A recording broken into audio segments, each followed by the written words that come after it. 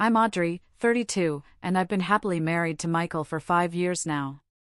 My brother Kyle has always been my best friend, so when he invited us to his destination wedding in Napa Valley, we were thrilled. Everything seemed perfect for the first 2 days: the venue, the weather, the celebrations. Then day 3 happened. We were at the post-wedding brunch when Michael suddenly leaned in and whispered, "We need to leave now." I froze. "What the hell are you talking about?" I hissed. Finally, he turned to me and asked, "You really didn't notice?" The bride, what my husband said next made my stomach drop. Before I continue this wild story, drop a comment letting me know where you're watching from, and hit that like and subscribe button if you've ever had that gut feeling that something wasn't right about someone your family trusted. Trust me, you'll want to hear what happened next. Michael and I arrived at the Silverado Resort in Napa Valley on Thursday afternoon, 3 days before the actual wedding. Kyle had gone all out, renting a massive private estate on the property with enough rooms for immediate family and the wedding party. The grounds were breathtaking: sprawling vineyards, manicured gardens, and a view of the mountains that made you feel like you were in a fairy tale. As we pulled up to the estate, I spotted my parents, Grace and Thomas, chatting animatedly with Kyle on the front steps. Dad was gesturing enthusiastically the way he always does when he's excited about something. Mom looked radiant in a flowing summer dress, her silver-streaked hair catching the California sunlight. "There they are!" Kyle shouted, bounding down the steps to greet us. My brother had always been the energetic one in the family. At 30, he still had the enthusiasm of a kid on Christmas morning. He pulled me into a bear hug that lifted me off my feet. "Where's the lucky bride?" I asked after he'd set me down and given Michael a firm handshake that turned into a half-hug. "Getting her hair done with her bridesmaids. You'll see her at the welcome dinner tonight," Kyle beamed. "You guys are going to love Madison. She's absolutely incredible." I'd only met Madison twice before, once at Christmas for a quick dinner, and again at their engagement party 3 months ago. Both times, she'd been perfectly pleasant, but our interactions had been brief. Kyle had met her just 10 months ago at a charity fundraiser in San Francisco. Their romance had been a whirlwind, engaged after 5 months, and now here we were. "Your room is on the second floor, East Wing," he explained as he helped us with our luggage. "Mom and Dad are in the West Wing, and Madison and I are in the separate guest house, because, tradition and all that." The room was gorgeous: king-sized bed, private balcony overlooking the vineyards, and a bathroom bigger than our first apartment. As I unpacked, Michael flopped onto the bed. "This place must be costing a fortune," he remarked, running his hand over the Egyptian cotton sheets. "Madison's parents are covering most of it," I explained. "They're loaded. Her dad owns like half of Seattle or something." The welcome dinner that evening was held in the estate's courtyard. Fairy lights hung from the trees, and long tables were arranged in a U-shape. I spotted Madison the moment we walked in. She was wearing a simple white cocktail dress, her blonde hair falling in perfect waves around her shoulders. She was stunning, tall, slender, with the kind of effortless beauty that normally would make me feel instantly inadequate. "Audrey," she exclaimed when she saw me, rushing over with arms outstretched. "I'm so happy you're here. Kyle says you two were inseparable growing up. I want to hear all the embarrassing stories." There was something practiced about her enthusiasm, but I chalked it up to pre-wedding nerves. I introduced her to Michael, whom she only briefly met at the engagement party. "The handsome doctor," she said with a dazzling smile. "Kyle told me you just made attending physician at Chicago Memorial. That's incredibly impressive." Michael seemed pleasantly surprised that she'd remembered this detail. "Thank you, and congratulations on finishing your MBA at Stanford. Kyle tells us you're already fielding multiple job offers." "Oh, it was nothing," Madison said with a dismissive wave. "My father has connections in the business world, so I've been fortunate with opportunities." Throughout dinner, I watched Madison work the room like a seasoned politician. She knew everyone's names, remembered details about their lives, and made each person feel special. She was particularly attentive to my father, asking thoughtful questions about his investment firm and seeming genuinely interested in his answers. "She's quite the charmer," Michael whispered as we watched Madison laugh at something my dad said. "She makes Kyle happy," I replied. "That's all that matters." The rehearsal the next day went smoothly. Madison was a vision of efficiency, guiding everyone through their positions with the precision of a military commander disguised under a veneer of breezy calm. There was one odd moment when I went to use the bathroom in the main house and overheard Madison talking to someone in one of the bedrooms. Her voice sounded different, harder, more clipped. "I don't care what it takes, just handle it," she was saying. "We've come too far to mess this up now." When she noticed me in the hallway, her expression changed instantly, softening into the warm smile I'd grown accustomed to. "Audrey, I was just dealing with a minor flower emergency. Nothing to worry about." Her voice had returned to its usual melodic tone, and as she brushed past me, I noticed she was holding a phone in a blue case. Later that day, I saw her texting on a phone with a red case. It struck me as odd, but I dismissed it. Lots of people had multiple phones, one for work, one personal. That night at the rehearsal dinner, Madison gave a touching speech about how she'd always dreamed of finding a partner like Kyle and how welcomed she felt by our family. My mother wiped away tears, and my father looked on with approving eyes. Everything seemed perfect, but as Michael and I walked back to our room that night, I couldn't shake the feeling that something was slightly off. The second day of wedding festivities began with a champagne breakfast on the terrace. Madison was already there when Michael and I arrived, looking fresh and radiant despite having been up late at the rehearsal dinner. "Good morning, you two," she called out cheerfully. "I've asked the chef to prepare something special for us today." As we ate, I noticed Madison checking her phone frequently, stepping away at regular intervals to take calls. At one point, I went inside to grab a sweater and accidentally walked in on her having what appeared to be an intense conversation in one of the side rooms. "Listen, we can't afford any mistakes," she was saying in a hushed, urgent tone. "Everything needs to be in place by Sunday. The accounts should be accessible by then." When she noticed me, she quickly ended the call. "Wedding planner," she explained with an eye roll. "There's always some crisis to manage." I nodded, though I distinctly remembered that her wedding planner was a man named Jeffrey, and the voice I'd heard her call Sweetie had definitely been female. Back at breakfast, I noticed Madison was now using a phone with a different case than earlier. The blue one had been replaced by the red one I'd seen yesterday. When she stepped away again, I mentioned this to Michael. "Maybe she has separate phones for wedding stuff and personal use," he suggested, but I could tell he found it odd too. The day continued with various pre-wedding activities. Madison had arranged a wine-tasting tour for the wedding guests, while the bridal party was scheduled for final fittings and preparations.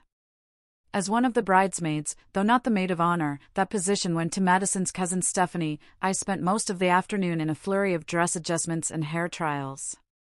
In the fitting room, I observed Madison's interactions with the other bridesmaids. She was controlling in a way that wasn't immediately obvious, suggestions that were actually commands, compliments with subtle critiques embedded within them. "Alyssa, honey, that hairstyle looks so much better than what you initially wanted." "Thank goodness we changed it," she said to one of the bridesmaids, who smiled weakly in response. When the hairstylist suggested a slight change to Madison's elaborate updo, the bride's eyes flashed with momentary anger before she composed herself. "I think we should stick to the original plan," she said with a tight smile. "It's my special day, after all." During a break in the fittings, I found myself chatting with Stephanie, the maid of honor. When I mentioned Madison's Stanford MBA, Stephanie looked confused. "Stanford? I thought she went to UCLA," she said, then quickly added, "but maybe I'm mixing things up. We have so many cousins, it's hard to keep track." Before I could ask for clarification, Madison appeared, linking her arm through Stephanie's. "What are you two gossiping about?" she asked lightly, but there was an edge to her voice. "Just getting to know each other," I replied with a smile. Later that afternoon, I witnessed an interaction that left me feeling distinctly uncomfortable. The wedding planner, Jeffrey, approached Madison with a concern about the seating arrangement. Madison's response was immediate and harsh. "I don't pay you to bring me problems, Jeffrey. I pay you to solve them." She snapped, her voice cold and dismissive, but when she noticed me watching, her demeanor changed instantly. "Jeffrey, I'm so sorry," she said, touching his arm gently. "Pre-wedding stress is getting to me. Please arrange the tables however you think best." Jeffrey looked relieved but wary, like a dog that's been unexpectedly kicked by its owner. That evening, during the bridesmaids' dinner, Madison excused herself multiple times to take calls. Each time she returned, she was slightly more tense, though she tried to hide it behind bright smiles and enthusiastic toasts. As we were leaving the restaurant, I noticed Michael waiting in the lobby. He'd been at the groomsmen's dinner with Kyle, but they'd apparently finished early. "How was your evening?" I asked as we walked back to our room. "Interesting," he replied thoughtfully. "Kyle's friends are great, but what?" Michael hesitated. "It's probably nothing, just that some of the stories Kyle tells about how they met don't quite match what Madison has told people." "Like what?" "Well, Kyle says they met at a charity auction where he outbid her for a vacation package. But one of her friends mentioned tonight that Madison always tells the story of meeting when she spilled coffee on him at a cafe." I frowned. "That is weird. Maybe they're remembering different encounters." Michael nodded, but I could tell he wasn't convinced. Neither was I. As we prepared for bed that night, I found myself analyzing every interaction I'd had with Madison since arriving. There were small inconsistencies in her stories, moments of mask slipping that revealed something harder underneath her perfect exterior. But then I reminded myself that wedding stress could bring out the worst in anyone, and I was probably being overly critical of the woman my brother loved. Still, as I drifted off to sleep, I couldn't shake the feeling that something wasn't quite right with the soon-to-be newest member of our family. The wedding day dawned clear and beautiful, with just enough of a breeze to keep the temperature perfect. From my window, I could see the staff making final preparations in the garden where the ceremony would take place, rows of white chairs being arranged and an arch of roses and greenery being constructed at the far end. Despite my lingering concerns from the previous day, I was determined to focus on the positive. This was Kyle's day, and he was clearly head over heels for Madison. Who was I to question his judgment based on a few odd moments? The bridal suite was a flurry of activity when I arrived. Madison sat calmly in the center of the chaos, a makeup artist working on her face while a hairstylist put the finishing touches on her elaborate updo. She looked stunning. "Audrey," she exclaimed when she saw me, "come sit by me, I want to give you something." She gestured to a small box on the vanity. Inside was a delicate silver bracelet with a single pearl. "It's to thank you for welcoming me into your family," Madison said, her eyes meeting mine in the mirror. "Kyle tells me you're his rock, so your approval means everything to me." I was touched by the gesture and immediately felt guilty for my suspicions. "It's beautiful, Madison." "Thank you." The ceremony itself was picture perfect. Kyle looked handsome and nervous in his tuxedo, and when Madison walked down the aisle in her designer gown, there were audible gasps from the guests. My brother's face as he watched her approach was a mixture of awe and adoration that brought tears to my eyes. Their vows were personal and moving. Madison spoke about finding her forever home in Kyle and our family, her voice breaking with emotion at just the right moments. As I watched them exchange rings, I pushed aside my nagging doubts. Clearly, this woman loved my brother. At the reception, Madison was the epitome of the perfect bride. She floated from table to table, charming everyone she spoke with. She was particularly attentive to my parents, making sure their glasses were always full and drawing them into conversations with her family members. I put family members in mental quotation marks. Because I'd noticed something odd, Madison seemed to have very few actual relatives at the wedding. There was Stephanie, the maid of honor, supposedly her cousin, and an older couple introduced as her aunt and uncle. Her parents were there, of course, her father, a distinguished-looking man with silver hair who spoke little but watched everything with keen eyes. "Where are all of Madison's friends from Stanford?" I asked Michael as we danced. "Or her childhood friends?" It seems like most of the guests are either her parents' friends or Kyle's people. Michael's brow furrowed. I was thinking the same thing. And have you noticed how her accent seems to shift slightly depending on who she's talking to? Now that he mentioned it, I had noticed that, with my parents, she had a slightly more pronounced West Coast inflection, but with her uncle, her speech patterns were distinctly different. Maybe she's just one of those people who unconsciously mirrors others, I suggested, but I didn't entirely believe it myself.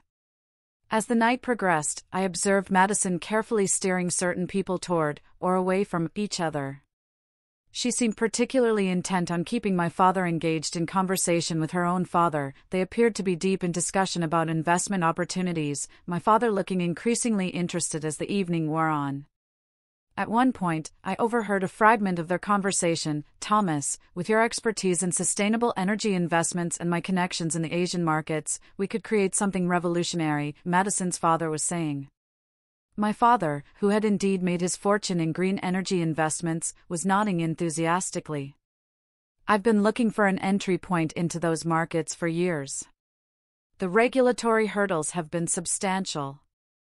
I have ways around those, Madison's father replied with a smile that didn't quite reach his eyes.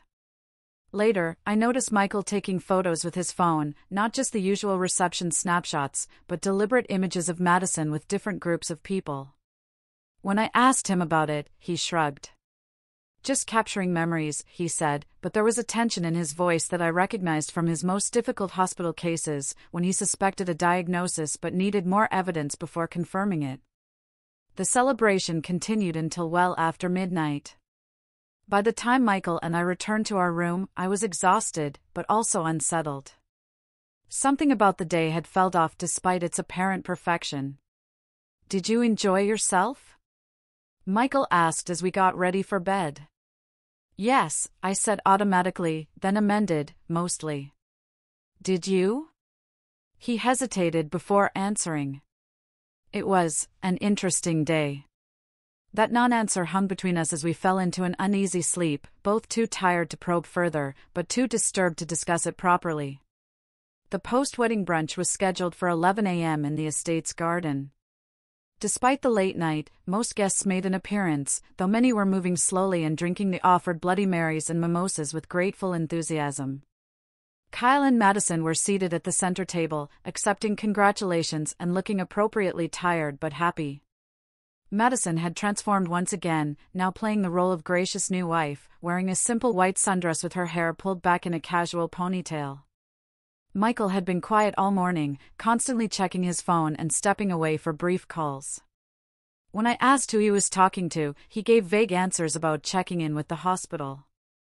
This was unusual for him. Michael was typically fully present during our rare vacation time together. We took our seats at the family table with my parents, who were still glowing with happiness for Kyle. Isn't she just wonderful? My mother said, nodding toward Madison, who was laughing at something one of the groomsmen had said. So accomplished and poised. Kyle really found himself a catch. And her father's connections could be extremely valuable, my father added in a lower voice. We had a fascinating conversation last night about some potential joint ventures. Dad, you're not actually considering investing with someone you just met, are you? I asked, alarmed. Robert isn't just someone, Audrey, my father replied, looking slightly offended. He's built an impressive portfolio across multiple industries. We're having lunch next week in Chicago to discuss specifics. Before I could respond, Michael's phone buzzed again. He glanced at the screen, his expression hardening. Excuse me, he murmured, standing up and walking away from the table. Through the window, I could see him pacing on the lawn, his conversation appearing increasingly intense. When he returned about 15 minutes later, his face was grim. Madison approached our table just as Michael sat back down. Thomas, she said to my father, I meant to ask you about your thoughts on the Sherman portfolio approach to diversification. Kyle mentioned you've had remarkable success with similar strategies. My father looked impressed and launched into a detailed explanation of his investment philosophy. What struck me as odd was that this information wasn't publicly available. It was my father's proprietary strategy, developed over decades. How would Madison know about it? As my father and Madison discussed investment terms that went over my head, Michael leaned close to my ear. "We need to leave now," he whispered, his voice urgent but low enough that no one else could hear. I turned to him in surprise. "What? We can't just leave in the middle of brunch. The wedding was yesterday. Trust me, Audrey, we need to go. I'll explain everything, but not here." Something in his tone made my stomach tighten with anxiety.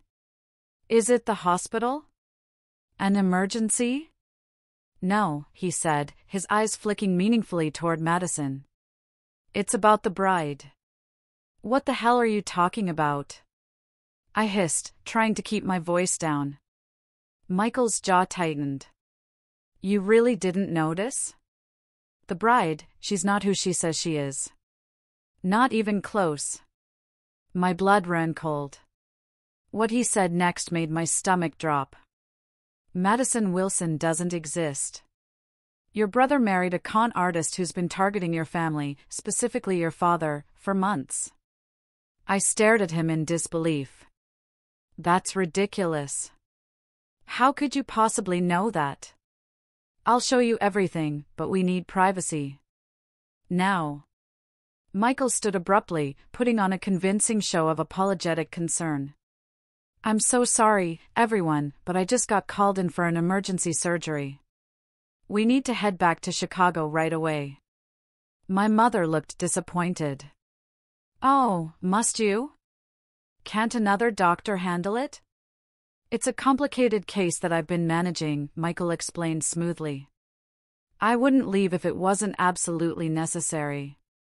I watched in a daze as Michael made our excuses to Kyle and Madison. Madison's expression was perfectly appropriate, disappointed, but understanding, the concerned new sister-in-law. "I was hoping we'd have more time to get to know each other better," she said, embracing me. "But we'll have plenty of opportunities when you visit us in San Francisco." As she hugged me, I caught a glimpse of something in her eyes, a flash of calculation that sent a chill down my spine. 20 minutes later, we were in our rental car, driving away from the estate. The moment we were out of sight, I turned to Michael. "Explain. Now." Michael pulled over at a scenic overlook a few miles from the estate. He took out his phone and pulled up a folder of images and documents. "I knew something was off the first day we arrived," he began. Little inconsistencies in her stories, the way she subtly manipulated conversations, it reminded me of a patient I had last year who turned out to be faking symptoms to get medications. "So you decided she was a con artist because she reminded you of a drug-seeking patient?" I asked incredulously. "No. I decided to look into her background because my instincts were screaming that something wasn't right," Michael replied calmly. "After the rehearsal dinner, I contacted a college friend who works in private security. He owed me a favor, and I asked him to run a quick background check." "You investigated our brother's fiancée without telling anyone?" I was stunned. "I was hoping to be proven wrong," Michael said. "But what came back this morning confirmed my worst suspicions. Look." He handed me his phone. On the screen was a driver's license for a woman named Erica Donovan. The photo was unmistakably Madison, though with darker hair. "This is from 3 years ago in Boston," Michael explained. "She was married to a hedge fund manager named Lawrence Patton. She disappeared with nearly $2 million from their joint accounts, right after he introduced her to his highest value clients." I scrolled through more images, Madison with different hair colors, different names, standing beside different men. News articles about investment scams and missing funds. "This can't be real," I whispered, though the evidence in my hands was overwhelming. "My friend was able to find 3 confirmed identities she's used in the past 5 years," Michael continued. "Madison Wilson, Erica Donovan, and Catherine Miller. Each time, the pattern is the same: she marries into money, integrates herself into the family's financial affairs, then disappears with as much as she can take. But how did she target Kyle? He doesn't have millions. Kyle was never the target, Michael said grimly. Your father was. Kyle was just the way in. I sat in stunned silence, staring at the evidence on Michael's phone. There were police reports, news articles, even a warning bulletin from the FBI about a woman matching Madison's description who was wanted for questioning in connection with multiple fraud cases across the country. According to what my friend found, she's been operating for at least 7 years, Michael explained. She typically uses a team, people who pose as family members or business associates, to help establish her credibility. The cousin, I murmured, remembering Stephanie's confusion about which university Madison had attended. And her parents, likely actors hired to play the part. The man posing as her father has been identified in connection with at least 2 other scams, Michael said. He's known for targeting wealthy business owners, gaining their trust, then proposing investment opportunities that turn out to be elaborate Ponzi schemes. I scrolled through more documents, my hands shaking. There was a marriage certificate showing Erica Donovan had married Lawrence Petton in Boston 4 years ago. Another showed Catherine Miller had married Richard Hoffman in Seattle just 2 years ago. What happened to these men? Her other husbands? Michael's expression was grim. Financial ruin, mostly. Petton lost nearly everything and had to declare bankruptcy. Hoffman managed to recover some of his assets because he caught on faster, but he still lost over $1 million.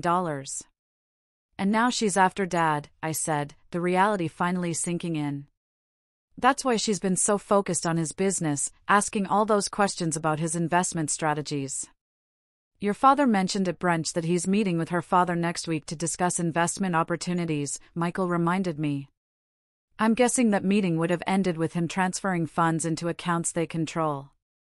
I thought back to all the moments that had seemed odd but that I dismissed, Madison's different phones, her shifting accent, the private conversations I'd overheard, her detailed knowledge of my father's business.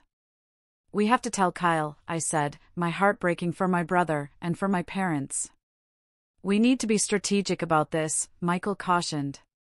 People like Madison, or whatever her real name is, are practiced at deflecting accusations. If we approach this wrong, she could disappear with whatever she's already managed to access, or worse, convince your family that we're the ones lying. What do you suggest?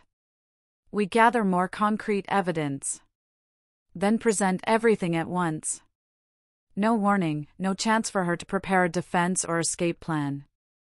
I nodded, though the thought of confronting Madison filled me with dread. How do we get more evidence? My father's accounts, has Madison had any opportunity to access his financial information? Passwords? Account numbers? I thought hard. Dad always keeps everything on his laptop, and he's pretty security conscious, but he mentioned yesterday that he was showing Madison's father some projections for a potential joint venture. We need to check if anything's been compromised, Michael said. And we need to move quickly. Based on what I've learned about her pattern, she usually makes her move within days of the wedding, while everyone is still caught up in the celebration. We drove to a nearby town where we checked into a small hotel to plan our next steps. Michael continued communicating with his security contact while I called a close friend of mine who worked in cybersecurity. Jen, I need a huge favor, I explained, giving her a brief outline of the situation. Can you check if there's been any unusual access to my father's accounts or systems? Jen was shocked but immediately agreed to help. My father had set her up with her first job out of college, and she was still grateful for his mentorship. I'll need his permission and access credentials, she said. This isn't exactly legal otherwise. I called my father, creating a story about Michael needing some investment advice for a colleague and asking if Jen could access his models as examples.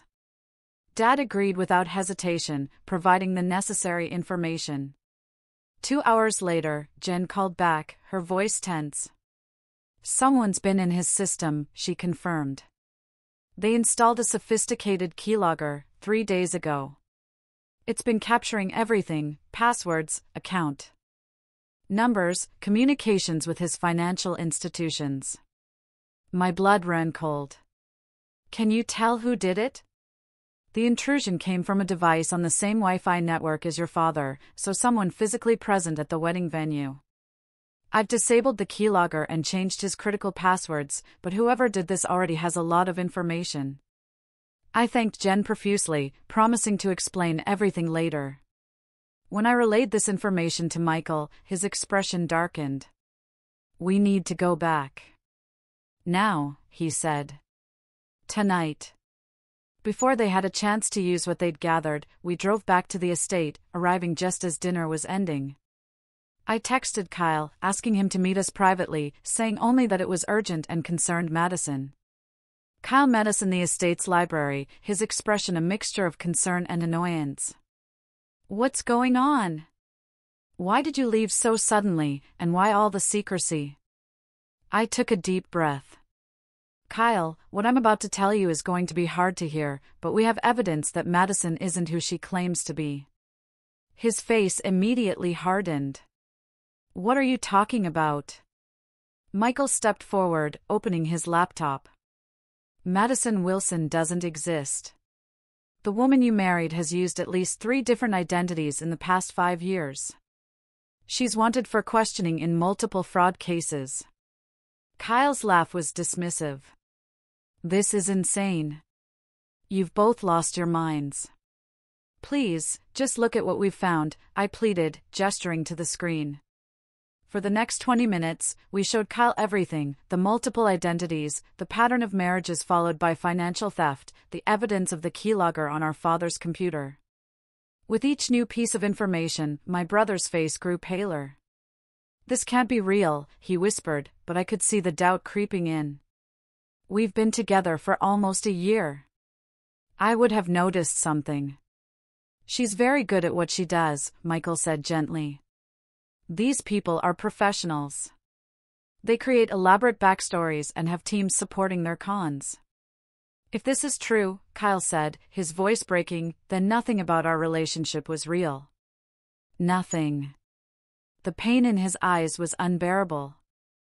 I moved to embrace him, but at that moment the library door opened. My father stood there, looking confused. What's going on in here? Madison said, you all disappeared after dinner. Kyle looked at me, a silent question in his eyes. I nodded. Dad, he said, his voice steadier than I expected, you need to see this. It's about Madison. My father's reaction to the evidence was initially similar to Kyle's, disbelief, followed by anger. Not at Madison, but at us for making such accusations. But as Michael methodically walked him through everything we'd discovered, highlighting the unauthorized access to his computer and financial accounts, his expression shifted from anger to concern, and finally to grim understanding. We need to confront her, my father said, his voice hard in a way I'd rarely heard. No. Before this goes any further, we should involve the police, Michael suggested. Dad shook his head. Not yet. First, I want to hear what she has to say for herself. Kyle had been silent for several minutes, staring at the wedding photo on his phone. I want to be the one to confront her, he said suddenly. Alone. Absolutely not, I responded immediately. These people are dangerous, Kyle. She's my wife, he said, his voice cracking on the last word. If anyone is going to demand the truth from her, it should be me. After some negotiation, we agreed on a compromise. Kyle would confront Madison, but the rest of us would be present. My father insisted on including my mother, believing she had a right to know what was happening. We gathered in my parents' suite, sending a message to Madison that there was a family emergency to discuss. While waiting for her to arrive, I pulled Kyle aside. Are you sure you're ready for this? I asked, concerned about the hollow look in his eyes. No, he admitted, but I need to do it anyway. Madison arrived looking appropriately concerned, dressed casually in jeans and a sweater, her hair pulled back in a simple ponytail, the picture of a supportive new wife, ready to help her family through a crisis. What's wrong? She asked, her eyes moving from face to face. Has something happened? The room was tense with silence for a moment before Kyle stepped forward. We know, Madison, he said quietly. Or should I call you Erica? Or Catherine? Which name do you prefer these days? Her expression flickered for just a moment, surprise, calculation, then back to concerned confusion. It was so quick I might have missed it if I hadn't been watching for it. Kyle, what are you talking about? You're scaring me. Michael moved to the desk where his laptop was open. We have documentation of your previous identities, marriage certificates, police reports, news articles about the men you've defrauded. Madison laughed, but it sounded forced. This is ridiculous. There must be some mistake, some woman who looks like me, perhaps. No mistake, my father said grimly. We also have evidence that someone installed spyware on my computer during the wedding festivities, someone who was trying to access my financial accounts. Madison's eyes narrowed slightly. She glanced toward the door, assessing her options. Don't even think about it, I warned. Security knows not to let you leave the property. This was a bluff. We hadn't actually spoken to security, but Madison didn't know that. I don't know what kind of sick game you're playing, she said, her voice taking on a harder edge. But I won't stand here and be accused of crimes I didn't commit. Kyle, surely you don't believe these lies? Kyle's face was a mask of pain. I want to believe you, Madison, more than anything. So explain it to me. Explain why there's a marriage certificate showing you married Lawrence Patton in Boston 4 years ago under the name Erica Donovan. For a moment, Madison maintained her facade of outraged innocence. Then, seeing the unwavering certainty in our faces, something changed. Her posture shifted, her expression hardened, and it was like watching a mask fall away. Well, she said, her voice entirely different now, clipped, cool, with a hint of an accent I couldn't place. This is certainly unexpected. I underestimated you, Dr. Mitchell, she nodded at Michael. Most people see what they want to see. My mother gasped, her hand flying to her mouth. Kyle took a physical step backward, as if her transformation had struck him like a blow. Why? He asked, his voice barely above a whisper. Was any of it real? Madison, or whoever she was, tilted her head, considering him. You were kind. I didn't dislike our time together, if that's what you're asking. But business is business. And what business is that, exactly? My father demanded. Defrauding innocent people? Destroying lives? She smiled, a cold expression that never reached her eyes. I prefer to think of it as wealth redistribution. Men like you have more than you could spend in 10 lifetimes. I simply help spread it around. To yourself, I said, disgusted. She shrugged. I provide a service. I make people happy, give them what they want. Love, affirmation, excitement. The fact that it comes with a price tag is just business. Where are your accomplices? Michael asked. The people posing as your family? Already gone, she replied with a smirk. They left last night, actually. Standard procedure after the main event. The calculated way she spoke about the wedding, the main event, made my stomach turn. I couldn't imagine how Kyle was feeling. You won't get away with this, my father said. We've documented everything. The police will do what, exactly? She interrupted. Charge me with marrying a man who willingly gave me access to his life? I haven't actually taken anything from you, Thomas, not yet. And Kyle signed a prenuptial agreement that's quite generous to me, as I'm sure you'll recall. A prenup obtained under false pretenses. With a false identity, Michael pointed out. No court would uphold it. For the first time, Madison looked slightly less confident. Perhaps. But prosecuting me would mean publicly admitting how easily you were all fooled. The press would have a field day with that story. Prominent Chicago investor Thomas Reynolds nearly scammed by fake socialite. Is that publicity you want for your firm? The room fell silent as we absorbed her threat. She was right, a public scandal could damage my father's business reputation. Clients might question his judgment. You're forgetting something, Kyle said, his voice stronger now. The other men you've conned. I'm guessing they chose not to press charges for the same reasons, to avoid embarrassment. But together?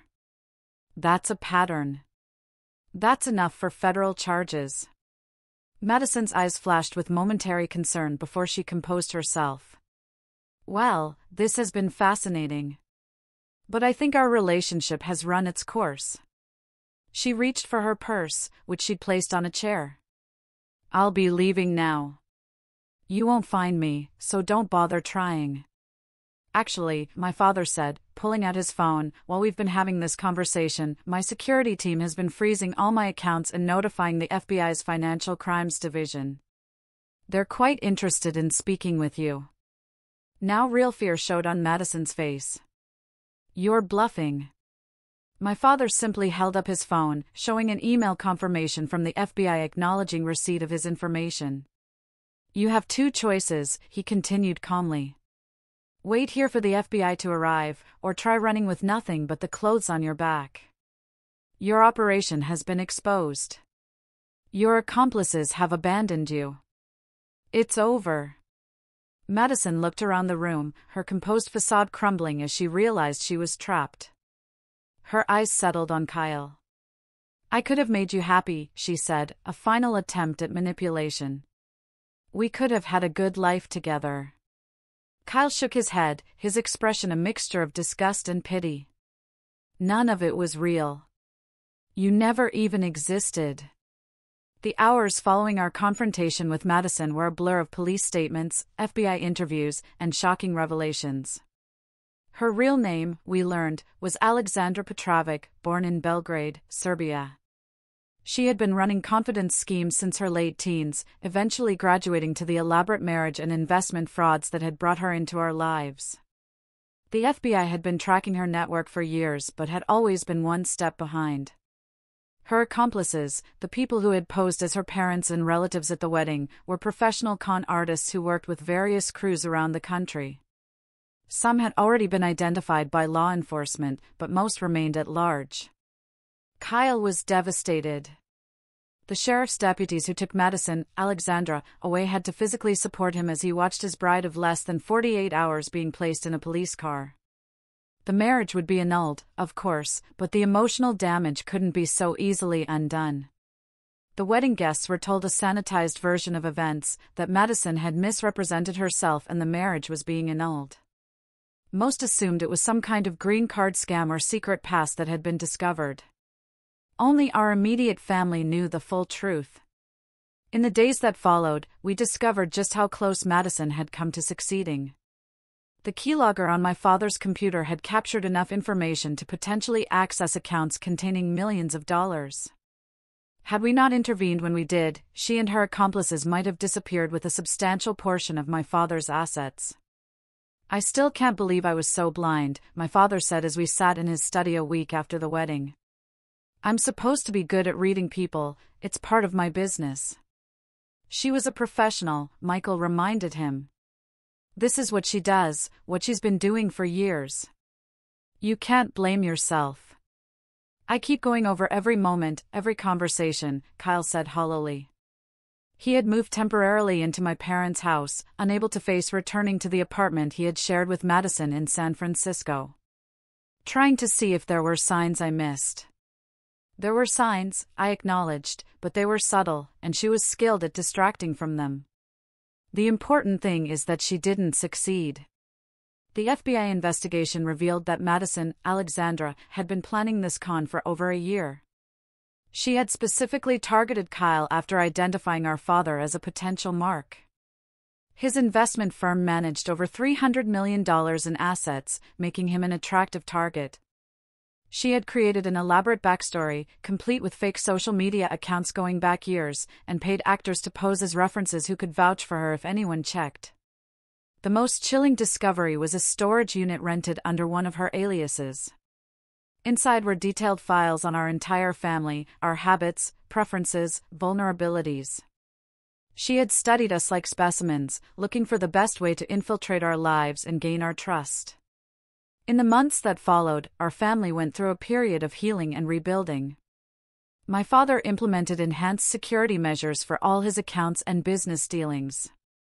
My mother threw herself into supporting Kyle, arranging therapy sessions and making sure he wasn't alone with his thoughts for too long. Michael and I stayed in Chicago for 2 weeks after the wedding before returning to our own lives. We called Kyle daily, sometimes just sitting in silence on the phone when he couldn't find the words to express his pain. Slowly, gradually, things began to improve. 3 months after the wedding that wasn't, Kyle decided to move to Chicago to be closer to family. He found a position at a tech company downtown and rented a small apartment near my parents' house. 6 months out, he went on his first date, a casual coffee with a woman from his new workplace. It didn't lead to anything romantic, but it was a step toward normalcy. A year after the wedding, we gathered for a family dinner. It wasn't a celebration exactly, but an acknowledgement of how far we'd come. Kyle was smiling again, telling jokes and talking about a promotion at work. My father had begun to trust his instincts again, though he now had a healthy skepticism that hadn't been there before. "You know what I've learned from all this?" Kyle said as we finished dessert. "It's not that people can't be trusted. It's that trust has to be earned over time, not given away in a rush of emotion. And real love doesn't try to separate you from your support system." My mother added, "It strengthens those connections." Michael squeezed my hand under the table. In a strange way, the ordeal had strengthened our marriage too. His instincts and persistence had protected our family from disaster, and my trust in him had never wavered, even when the accusations seemed impossible to believe. The case against Alexandra Petrovic was still making its way through the legal system. She had been connected to at least 5 other similar scams across the country, and prosecutors were confident she would face significant prison time. Some of her accomplices had been identified and arrested, though the man who had posed as her father remained at large. The FBI suspected he was the ringleader of the operation, using younger women as the face of the scams while he worked behind the scenes. As for our family, we had emerged stronger and wiser. The experience had taught us to trust our instincts when something feels wrong, to look beneath perfect surfaces for the truth underneath, and, most importantly, to hold tight to the genuine connections that sustain us through life's challenges. We had been targeted because we were a close, trusting family. But in the end, it was those same qualities that had saved us. Our bonds had been tested, but not broken. And Kyle, though still healing, had begun to look toward the future again. The woman he had loved might never have existed, but the capacity for love within him remained intact. One day, he would find someone worthy of that gift. If you've ever had that gut feeling that something wasn't quite right about someone, whether it was a stranger, a friend, or even a family member, I hope you'll remember our story. Trust your instincts. Look beneath the surface. And remember that real love, unlike the counterfeit version, can withstand scrutiny and stands the test of time. Have you ever had an experience where your intuition warned you about someone who seemed perfect on the surface? Share your story in the comments below. And if this story helped you in any way, please like, subscribe, and share it with someone who might need to hear it. Remember, protecting yourself and your loved ones starts with awareness. Thank you for listening, and I wish you relationships built on genuine trust and love.